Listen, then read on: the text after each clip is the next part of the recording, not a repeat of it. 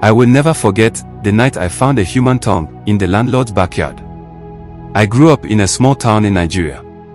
After finishing secondary school, I moved to the city for work. Rent was crazy expensive, so when I heard about this compound with cheap rooms, I took it. It wasn't fancy, old, damp walls, toilets always blocking, the type of place you only stay because you don't have options. The landlord was this old man, always smiling, too much. At first, I thought he was just a friendly type. But his smile never touched his eyes. He always looked like he was calculating something. There were about 15 tenants in the compound. Most of us were hustlers, bike riders, shop girls, bus conductors, 1 or 2 students. Rent was low compared to everywhere else. That was the bait. At first, things seemed normal. But then, people started disappearing. The first was Musa.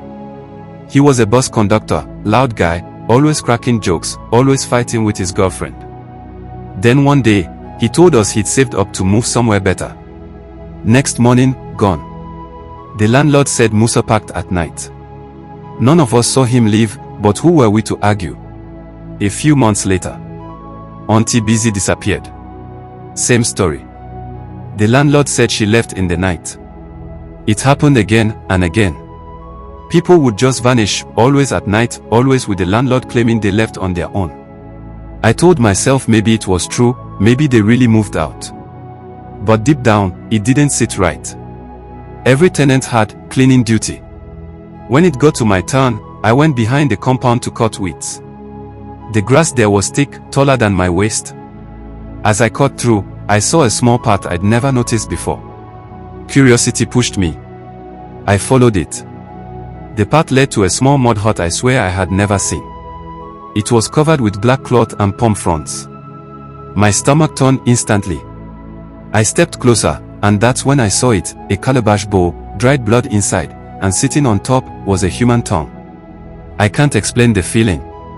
My whole body wanted to run, but my legs locked. When I finally snapped out of it, I dropped my cutlass and bolted. That night, I couldn't keep it in. I told my neighbor, Chidi. His reaction scared me more than the tongue. He didn't look shocked.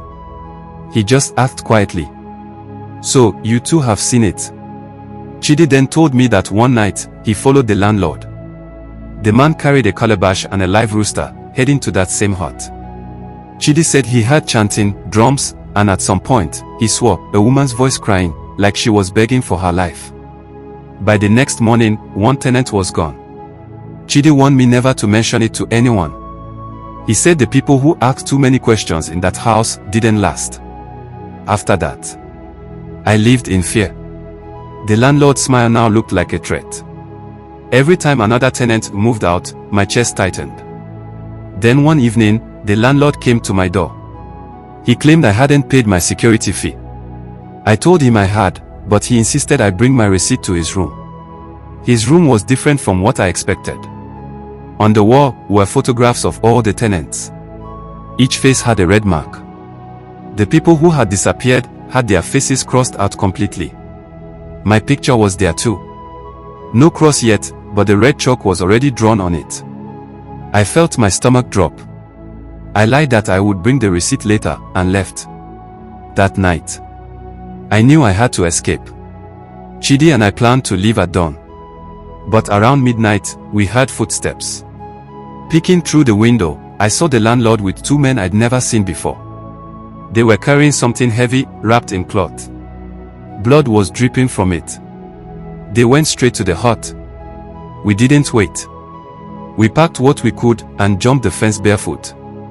We didn't stop running until we reached the main road. I never went back. Later, I heard rumors. Some said the landlord was rich, but nobody knew his business. Some claimed he had political protection, which was why police never touched him. A few people said he had finally died. Others swore they still saw him alive, smiling, as always. I don't know what to believe. All I know is what I saw, the hut, the tongue, the photographs, the blood. And to this day, whenever I see an apartment with rent that feels too cheap, I remember him. I remember the smile that never touched his eyes.